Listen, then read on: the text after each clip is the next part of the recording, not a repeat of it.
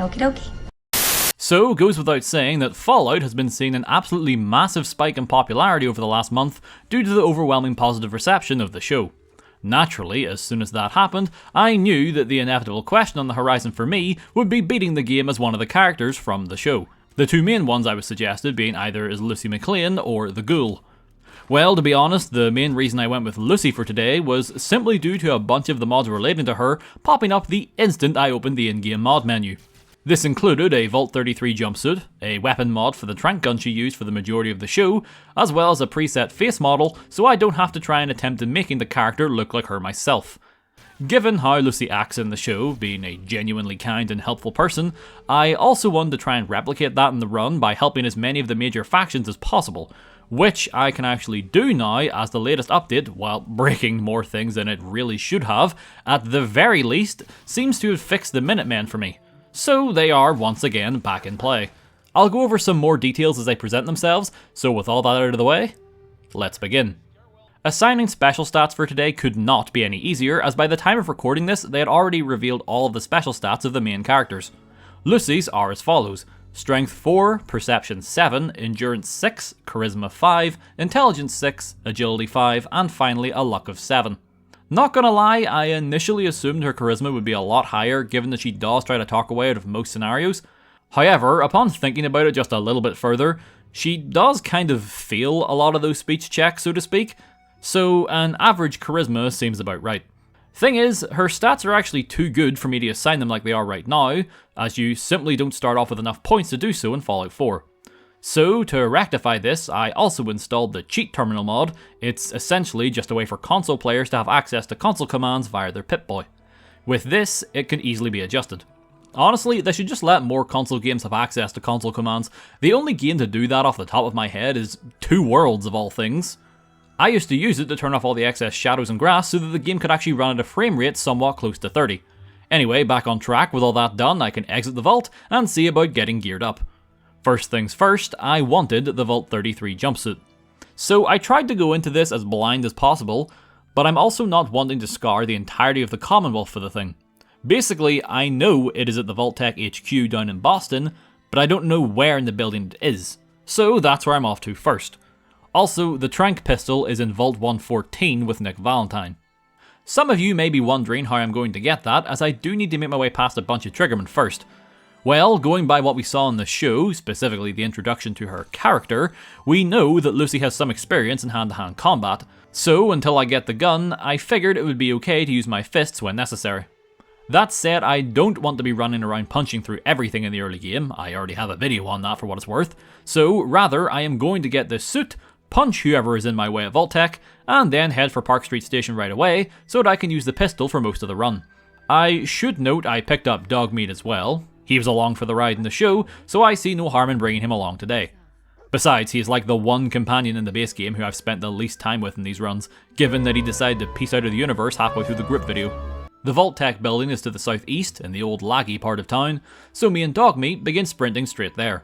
I mark a few locations on the way, not intentionally mind you, kinda just happened to pass by. Granted, I won't turn down some easy experience. Getting to the building was actually way easier than I thought.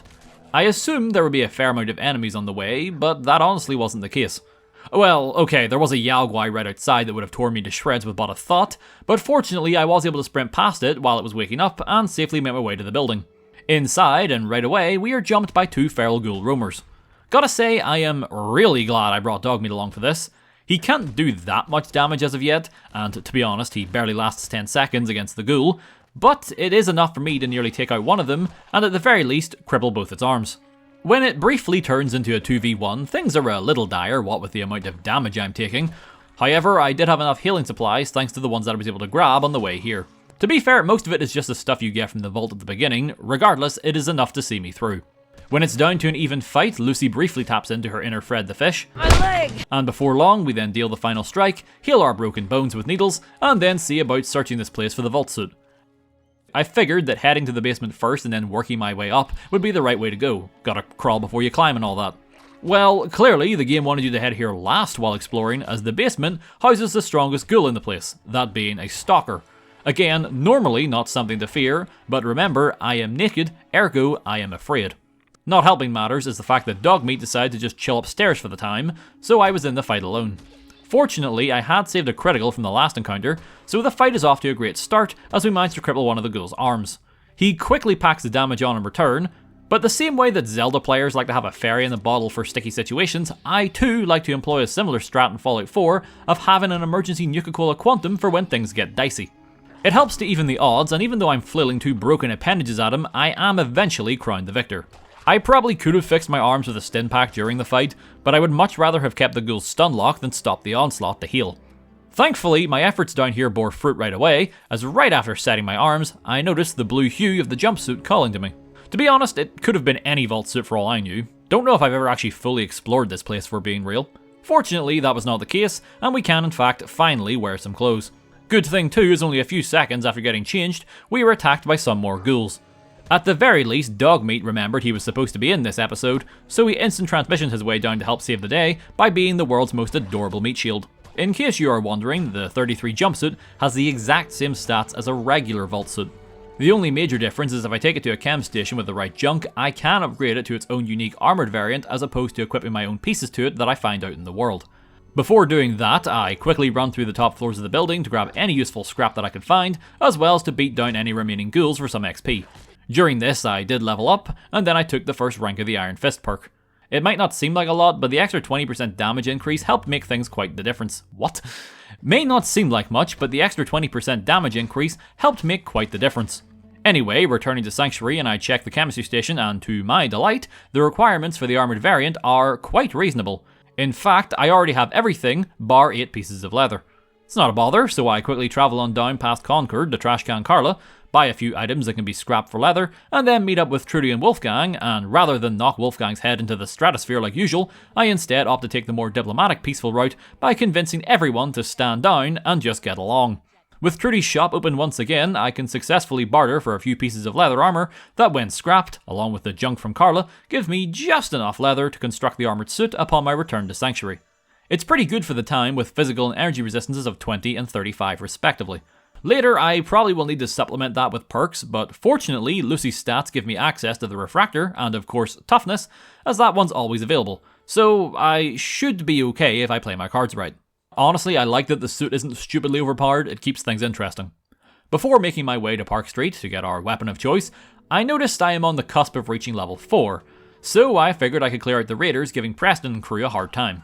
Well, probably due to me having passed through the area twice already, most of the raiders have already been disintegrated by Preston, so I only need to help clear out the final 2. Once that's done, as expected, I level up, and then take the Lone Wanderer perk for the extra carry capacity, as well as the ability to have a permanent 15% defense boost. Turns out that Lone Wanderer still works when you have Dogmeat along, as despite not being able to take him with you while you have another human companion like the other games, the perk doesn't recognize him as one, and as such is still in effect when he is around. Intentional mechanic, or oversight by the devs that after 9 years is yet to be patched? I'll let you all be the judge of that one. On to the station, and things are off to a good start. Much like the ghouls, Dogmeat helps to distract while I slowly pick them off one at a time. This works pretty well for the few at the entrance. It also helps that there's a bed nearby, so I can rest up and heal for what it's worth. So the biggest, and what would no doubt be the most annoying encounter is next, which is of course the tunnel right before the vault entrance. Now, even with my defensive upgrades, I am no match for all of them in a straight up fight. I will be slaughtered. So I could sit here and either slowly draw them in one at a time and take them out, or I can do the sensible thing of just sprinting past all of them to the vault while Dogmeat runs distraction again. I do still have to take out the handful by the door, but that's alright, they ain't all that tough. Once they're out of the picture, the inside of the vault is honestly quite a breeze. You might think this room posed a similar problem to the tunnel, but no. There is more than enough cover here given the layout that I don't even have to play that carefully. After making it to and dealing with Dino, I meet up with Nick, and for a brief moment my heart sunk as I thought the mod had refused to work as I could not see the weapon anywhere. I guess I just assumed it would be on the desk behind Nick. However, once I turned around, I noticed the glass case on the wall with the gun nested firmly inside. I was delightfully surprised to also find out that the simple act of retrieving the weapon from the case came with its own unique animation. I know a lot of weapon mods come with unique animations when using them, but having one for its retrieval? I don't know, it just stood out to me as being really cool. So, of course, this is a trank gun. It allows me to channel my inner Metal Gear Solid 2 as I put people to sleep with a single hit. Unlike Metal Gear Solid though, this is an instant paralyze effect no matter where I hit the target. Now, they aren't permanently out for the count, rather the effect wears off after about 10 seconds or so. Granted, that is more than enough time for me, Dogmeat, and now Nick to finish them off while they roll around helplessly on the floor. I have very limited ammo at the moment, so I do have to kind of pick and choose my battles on the way out. A few of the Triggermen did drop more trank rounds when killed, so that was nice at least. At the entrance, or exit depending how you look at it, I attempted to smooth talk my way out again, but much like the show, Lucy doesn't always succeed in that area. I am able to get off a few quick stuns and VATs right away to help even the playing field, but in the end, it resulted in me pistol whipping most of them to death, as my companions don't really pull their weight right now. Why did I not just trank them and then switch back to my bare hands to quickly finish the job? So once we get outside, I ship Nick off to Diamond City, and then see what kind of upgrades we can put on our new pistol. Well, turns out we have quite a few good options at our disposal. First off, we can actually just edit the weapon itself to make it look different, and then we have the normal upgrades such as better range, better hipfire accuracy, etc, etc. However, the two most interesting upgrades are the ones that can change it to fire syringer ammo, and one that modifies it to fire lasers. So I did the smart thing. I went to the nearby chemistry station and decided to make 2 more pistols. I should note that I got the ability to craft more once I picked up the initial one in Vault 114. Now that I had 3, I could have one of each variant. One for sleeping, one for syringes, and let's be real, one for killing. I took all of these versions of the weapons to Concord, and yeah, this is absurd. So the energy one is like a stronger laser pistol if that wasn't obvious enough. I left it at its normal damage output, so no damage upgrades on the gun. It will more than likely be my primary go-to. The sleep one, again, is good for just taking things out of the fight, especially effective on stronger enemies like raider bosses or, I don't know, a Deathclaw for example. The syringer upgrade, however, well, the syringer is a notoriously terrible weapon in Fallout 4. Like, its best way to do straight up damage is with bleed syringes, but they barely tickle things when compared to most other weapons. Well, to get around this, for whatever reason, the syringer version of this trank pistol just gives it a flat base damage of 135. Needless to say, this is letting me one-shot just about everything. I understand wanting to make the syringer more potent so it's actually viable, but holy moly. So, after just absolutely slaughtering the poor Deathclaw, I did the only reasonable thing and bumped the difficulty up to very hard. At the very least, we should all be outputting around the same damage now. Granted, it's incredibly easy to become a defensive wall in Fallout 4 thanks to perks, but I digress. Seeing how the Minutemen are working once again, I figured I could start by helping them out. Like normal, Preston sends me off to 10 Pounds Bluff, but nothing is stopping me from bringing other settlements into the fold along the way. Before leaving, I craft some more trank rounds, not because I think I will need them, but because they are fun to use. Although the answer seemed obvious, I figured I should find out for certain whether or not the trank rounds work on robots. I decided to test this on possibly the deadliest one I could find this early on, that being the sentry bot at the nearby scrapyard. As expected, it pings right off of his metal shell, and I am promptly executed for trying something so idiotic. In the next life, I just ignore the death machine as I make my way for the satellite station for an easy settlement recruitment quest. The strategy of immobilizing people and then lighting them up with a laser variant of the pistol continues to be the most enjoyable way to use this weapon combo. There is a bit of an odd glitch when switching to the laser variant where sometimes it refuses to fire for a few seconds. I figured that I should bring this up now, just in case there are points later in the run where it looks like I am just randomly staring at people and not doing anything. I assure you that I am more than likely mashing the trigger like a madman in those scenarios. Another glitch that occurs frequently, although this one is separate from the mod, and is in fact to do with the recent next-gen patch. For whatever reason, VATS is now just a straight-up wall hack. Yeah, like, it doesn't even matter if there are multiple objects, walls, buildings, whatever between you and your enemy, so long as they are within VATS' distance, you will pick them up. Now, I have no idea whether using it like this will have my weapon shoot them despite what's in the way, but I opted to not find out. So if I was using VATS, I made sure that it was definitely someone that I could see first. The odd time it will lock onto someone in a different area minding their own business, but again, when that happens, I will just not abuse it. Well, as you can see, it doesn't take very long to deal with Ak and her crew, so I grab the locket, along with some junk, and then continue my settlement procurement questing. Seeing how 10 Pounds Bluff is within spitting distance, it's where I decide to hit up next. However, due to me already passing by Lexington and the Corvega assembly plant earlier, this means I will be sent somewhere different for a change. The place in question being Walden Pond, Can't complain, it's close by and significantly smaller in size than Corvega, so really it's a win-win. I was running a little low on the trank rounds, but to save myself mentioning this every time my supply runs low, the materials needed to craft more are quite abundant, the only exception being oil to a degree. Thankfully, I have a somewhat infinite supply of that due to Carla now being in Sanctuary. I'll just need to travel away and wait a few days between shopping sprees is all. Anyway, I head off to Walden Pond, and the 5 or 6 raiders don't really stand a chance against Lucy and her pocket paralyze spell. This is giving me weird flashbacks to my first time using Volendrung in Oblivion, only with a lot less of this.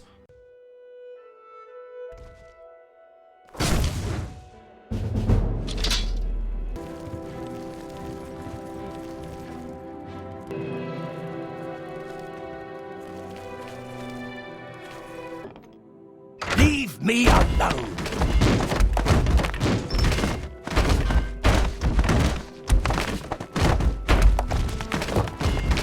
It just works. On my way out, I find myself on my second favourite Fallout dam, only to be confronted by a very aggressive Mr. Gutsy who two-shots me. Next attempt, and without him catching me off guard, I at least stand more of a chance. Granted, he is still packing on the damage like nobody's business. There are some ruined cars in the area that make decent enough cover that I can attack him safely without my eternal organs getting a peek at the outside world. He is quite the glass cannon luckily, so it doesn't take very long to decommission him for good. Once more I am in the area, so to really make Preston's day, I capture yet another settlement, that being Sunshine Tidings. All I have to contend with here is like a handful of ghouls, so nothing too dangerous. While I am on this killing spree, I figured it wouldn't hurt to collect just a little more XP by heading to the nearby chapel, so that I can make my way into the Federal Ration stockpile via the back door. Red, like anyone who I think might be a slight threat, gets tumbled over, and then promptly blasted in the head multiple times until she really stops moving. This pushed me to level 9, and then I took the second rank in the Gunslinger perk. That's a large enough damage upgrade that I am now one-shotting most low-level raiders. Although I like to imagine that this one actually just lost his footing and fell down the steps to his demise. Rooting, shooting, and looting my way through the final few rooms, and I leave by the front door. I also make the noteworthy discovery that you cannot trank people in power armor. Makes sense, a small little needle's not going to penetrate all that armor. That being said, the bleed syringes from the other variants ruin his day with only 2 shots. I guess the armor is just selective about what it lets in. Once these raiders are out of the picture, I finally return the locket to the Abernathy's and then inform Preston that I have brought at least 3 settlements under Minutemen control. No reason to stop now, may as well keep collecting them like they're Pokemon until Preston decides to up and shift over to the castle. First though, I would need more fusion cells as all that murdering has run me dry. Good Neighbor would have a decent supply of them, as well as Diamond City. Since I was in the area, I also tested the limits of the trank gun again, this time on Swan. And just like before with the sentry bot, I was sent straight to hell for even thinking about it. So for those keeping track, it seems to work on all organic creatures so long as they are not bosses, or in power armor. Anywho, I get the ammo, and then I decide to quickly clear out Starlight as, let's be real, mole rats ain't shit. Next up on the actual quests from Preston was Oberlin Station, but seeing how I'll be passing by Greygarden on the way, there is really no reason to not help them out as well. Besides, they have a whole horde of Mutfruit? I don't know. Anyway, they have a whole horde of that stuff that will certainly help me out should I actually want to feed these settlements. I was mildly nervous about the super mutants at the water treatment plant, one part because they will no doubt be stronger than most of what I have faced thus far, and secondly, I have bad aim, especially at long range. I strolled on up at night, which definitely helped out a ton as I could get in a few sneak crits before they all noticed I was here, which helped to even the playing field.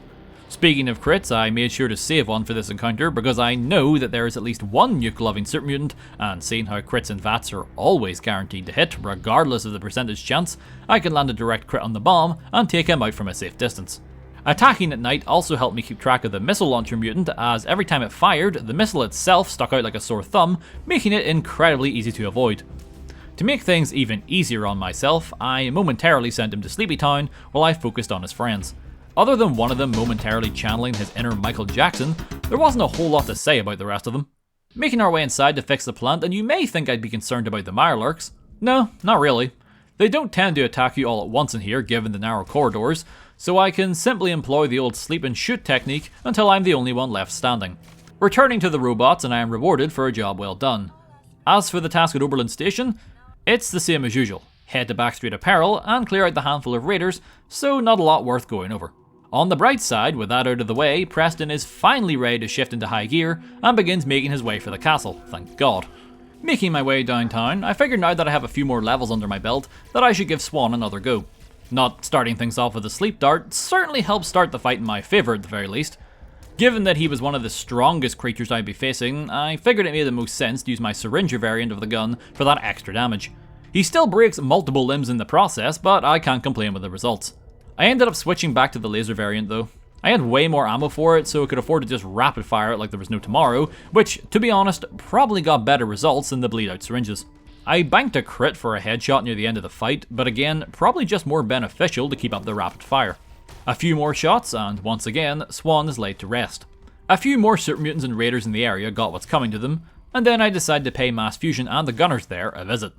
Obviously, I cannot do the main story mission here right now, but I did use a good chunk of cells in those last couple of shootouts, so I'm actually coming here not just to thin out the local gunner population, but in doing so, I will come out with a net positive of fusion cells.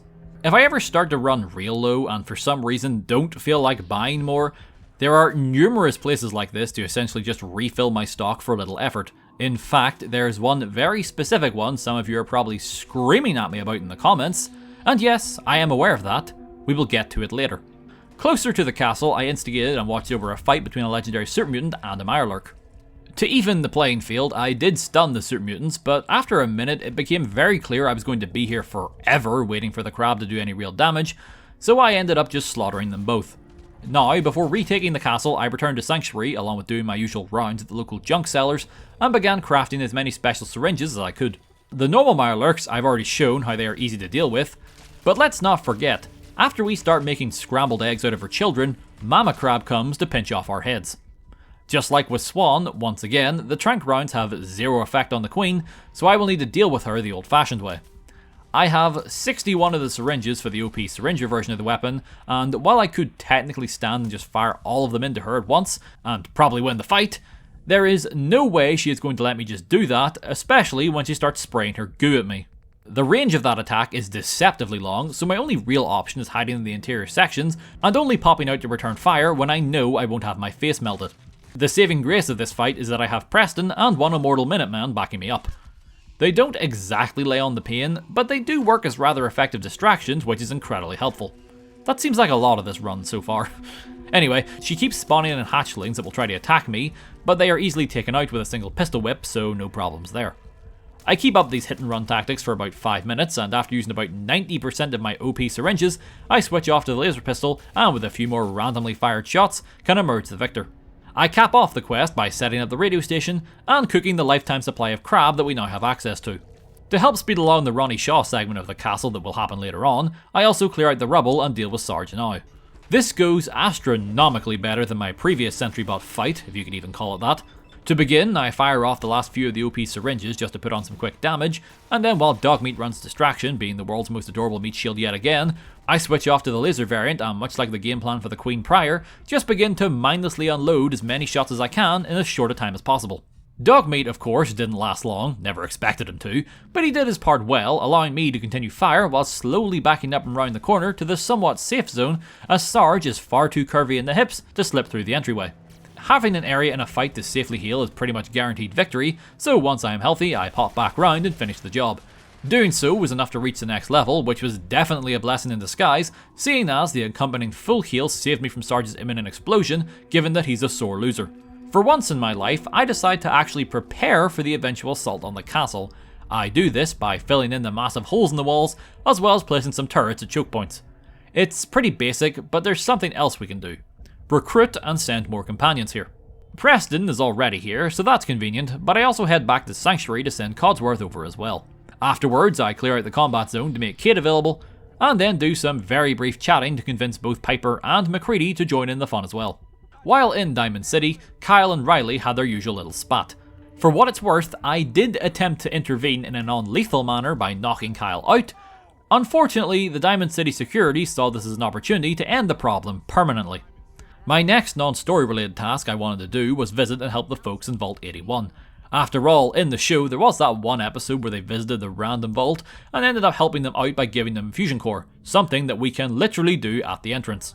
I could turn around and leave right now, but if I was grabbing some of the companions, I suppose I could kill two birds with one stone by helping out the residents and as a result recruiting Curie. Not much to say here, I agree to help find the cat. Fine, said cat. Return to vault with cat. Get informed that annoying kid at the entrance is sick and that it's my job to head to the secret vault and find a cure. Although the mole rats may be diseased, that doesn't make them any more difficult to fight, so why bother discussing how mole rat combat went? I grab Curie and the cure, then return to the doctor's office. Sure, the downside of not being careful fighting the mole rats is that I too now have mad mole rat disease and there is only enough cure for one of us. I give it to the boy without a second thought, not just because it's the quote-unquote right thing to do, but the negative effect of the disease is only -10 to your overall health, so it will affect nothing. Another successful quest, and with it done, like the rest of the eventual Institute cannon fodder, I ship Curie off to the castle. Keeping with the theme of doing something that collects another soldier from my outer heaven, and doing something that loosely relates to the events of the show, I stroll on into Cambridge and assist the Brotherhood with their ghoul mess. Dance went down within seconds of my arrival, so it was just me and Dogmeat holding off the horde. Easy enough, mind you, although they threw a curveball our way by bringing in a couple of super mutants as backup. The game even counted them as part of the assault, seeing how I didn't get the all clear message until I finished off the last one. I return to Dance now that he realises he is in fact, to which we converse for a bit and then make the hike to Arcjet. Well, he does, I marked it earlier on the map, so I just fast travel over and have him zip straight to me once I make my way through the front door. When the synths attack, I'm surprised by how little damage they do. I don't think they have leveled up with me. I know my leather armor on the bolt suit has decent energy resistance, and I have at least one rank in refractor for good measure. But still, I figured they'd be a bit stronger. Well, we make our way down to jumpstart the power, then, rather than roast Dance alive, for a change I decide to go out and help him with the raining synths. Many people have mentioned in the past how they just keep on coming until you activate the rocket, but that is not true. Sure, melting everything in the room with it does speed the process along exponentially, but standing around and dusting them with Dance doesn't take much longer in the grand scheme of things. Plus, doing it this way means I will get the greatest number of fusion cells possible. By the time I am done looting the ammo and weapons off of all of them, along with the ones who have the transmitter, I am just a little under 700 cells. In other words, I'm overcompensating. Outside, Dance rewards me with something that I won't use, and then I initially turn down his request to join, just out of curiosity. This leads to Dance sulking in the corner, making me feel so terrible that I agree to join just so he doesn't cry. I don't help him right away, but rather I push down my own burning desire of death and bloodlust just long enough to make it to the Old North Church, join the railroad, and help Deacon get the prototype for Carrington. Have you ever noticed how it's wildly similar to the Brotherhood's introduction mission? That being, it starts with fighting through some ghouls, talking to the faction, going with a follower of that faction on a quest that then has you go to an old rundown high-tech facility where you then fight through waves of synths to collect a MacGuffin that will never be brought up again. You're also given a legendary weapon that, as far as I can tell, is forced upon you as there is no way to refuse it. With 3 of the 4 factions met and joined, I engage in some tomfoolery around the ironworks for Preston, and in doing so, pass enough time for Ronnie Shaw to appear at the castle and allowing us to set up artillery. I thought I had more that I wanted to do at this point, but then I realised it was either the main quest or go help the Brotherhood find its lost patrol, so I guess it was straight back to Cambridge. Well, I am forbidden from the big girl tasks for the time, and instead will have to compete with a single Radiant quest. I got super lucky with this, as they wanted me to clear out some ghouls. In Cambridge. In other words, I am tasked with cleaning the front garden, more or less. I'm more than a match for the ghouls, so it's on to the lost patrol. The first place I have to search is an unmarked location up near the slog, so I figured yet again I may as well help them out with their super mutant problem while I'm here. Plus, despite how many times I have done their questline, I still always forget exactly how many settlements you need for Preston in order for him to be confident enough to fight back against Institute. So I figured getting 2 more here wouldn't hurt. The second one here is where the super mutants are holed up if that wasn't obvious. With that done, I can return to grabbing the 3 tapes that I need to locate Brandis. As mentioned, the first is in an unmarked location inside this destroyed building. The second is a little trickier, being in the National Guard training yard. The interior section is overrun with ferals, so there is something to stand in my way here, regardless of how squishy it is.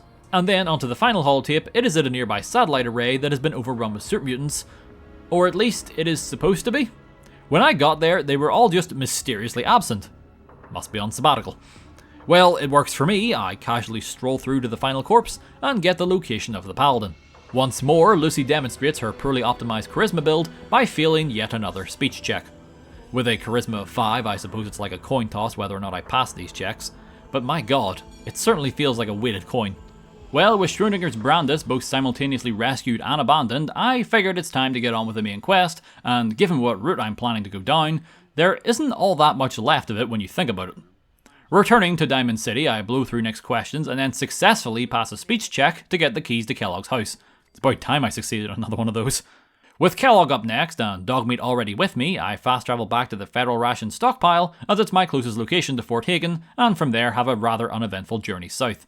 Well, I truly channeled my inner XCOM soldier right before entering the building, whenever I missed every single VAT shot on this gunner at point blank range. I sit in my Pip-Boy in pure disbelief for a few moments, before eventually returning the fire the old-fashioned way. Arriving at the fort, and as I have noted a few times in previous videos, synths really don't have as much energy resistance as you would think, and as a result, unless they gang up on me, something they are not normally smart enough to do, I should be able to get by fine.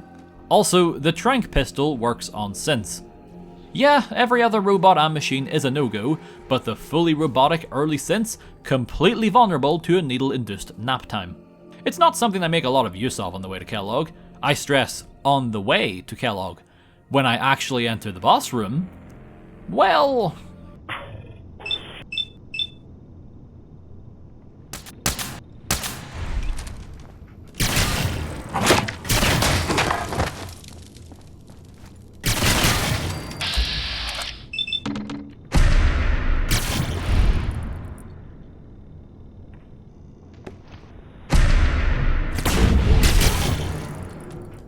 Perhaps banging the 2 crits was a tad overkill. Ah well. Outside, and like clockwork, the Brotherhood rolls in to stroke their ego. Still wanting dance for my tower defense antics later, I return to the station one final time, and after a short jaunt on the Vertibird, can make my way aboard the Pridwin, completely zone out during Maxon's speech, and then finally have access to him as a companion, and shipping him off on his new assignment. You know what, I'm here and I'm procrastinating hard on the Memory Dance segment, so I end up single-handedly clearing out Fort Strong, behemoth and all, without breaking a sweat. Straight up Super Lucy over here. For good measure, I did try putting the big guy to sleep, but much like Swan and the Queen, it once more did not work. So overly aggressive laser will have to suffice. Finishing the purge puts me at level 23, and rather than me run through it all, here is a very quick look at my perks. It's nothing too fancy, just some basic damage and defensive based perks along with things like Black Widow, mainly in an attempt to help with persuasion checks. Not that there are many more of them, mind you. I should note that I am absolutely swimming in both caps and ammo by this stage. In fact, I maxed out the ammo count on the HUD due to the abundance of laser weapons and fusion cells inside Fort Hagen. As for caps, well, like most highly restricted runs, it's incredibly easy to make bank when everything bar a handful of items are only used for trading purposes. Memory Den was next, so jogging, followed by waiting and checking my Twitter while past Kellogg blabs on about the green zone in the south. It was your usual trip south. Good Lord, what is happening in there? Aurora Borealis? I may have also just completely dominated a Deathclaw, as in I just wiped the floor with it in seconds, not dominated like Fallout the Frontier. I figured that the glowing sea would be rather run-of-the-mill, but the game did decide to throw a curveball at me. That being the fight between a Deathclaw and a bed of scorpions. I assumed the Deathclaw would be victorious hands down, given that it is a Deathclaw after all. Plus, the scorpions themselves seemed content to even the playing field when one of them decided to eject itself out of the ground at Mach 4 straight into the air. Needless to say, he did not survive the return trip. It wasn't long after this that the Deathclaws finally succumbed to his wounds. I guess that tends to happen when 80% of your blood is replaced with poison. It was only at the end of this that I did notice that the leader of the Rat Scorpions was a hunter and a legendary to boot, so it overpowering the Deathclaw began to make more sense. Well, unfortunately for them, they aren't immune to our tricks, so a little snooze and shoot puts them down for good.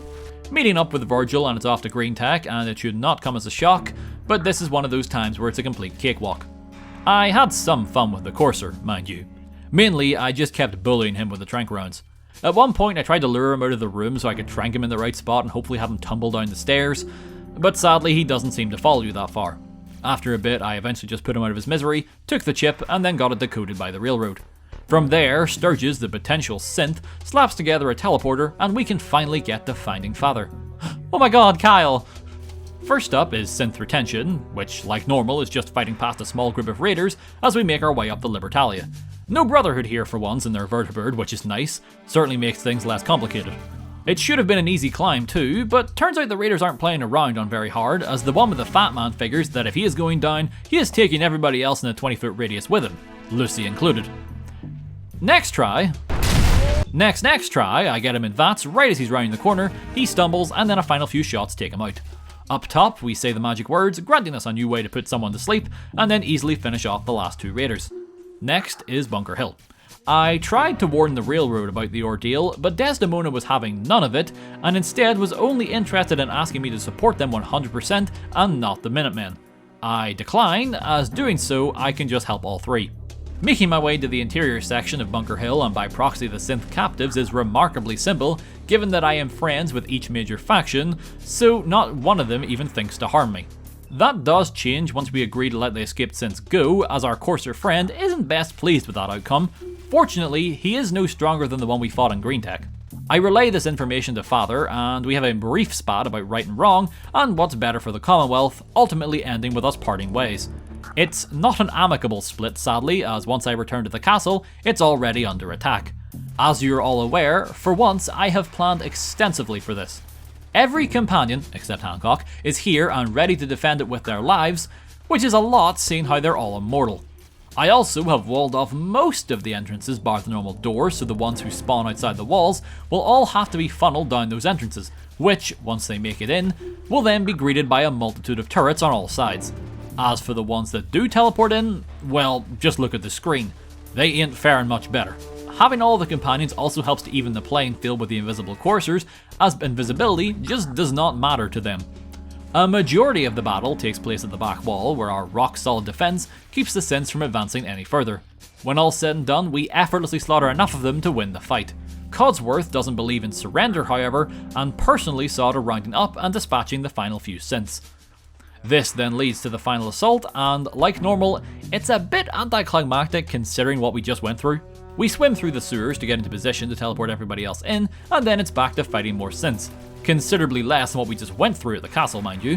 Sure, there's a few unique legendary variants, but that's nothing a few well-placed crits can't handle at this stage of the run.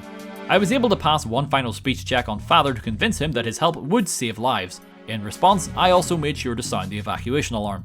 A few more synths that think they're important, along with some scientists who maybe shouldn't have acted so brave, and the pulse charge is set, and we are ready to commit mild war crimes. I made sure to save the little robot boy as well, so like usual we get teleported out, push the button, watch the fireworks, finishing the game and proving, yeah, I guess you can beat Fallout 4 as Lizzie MacLean. I always love character-based runs. Sure, it's a bit simpler than something like Lincoln or 47, as we only have one season of the show at the time of this upload, but still, I knew I wanted to do some sort of video based on the characters.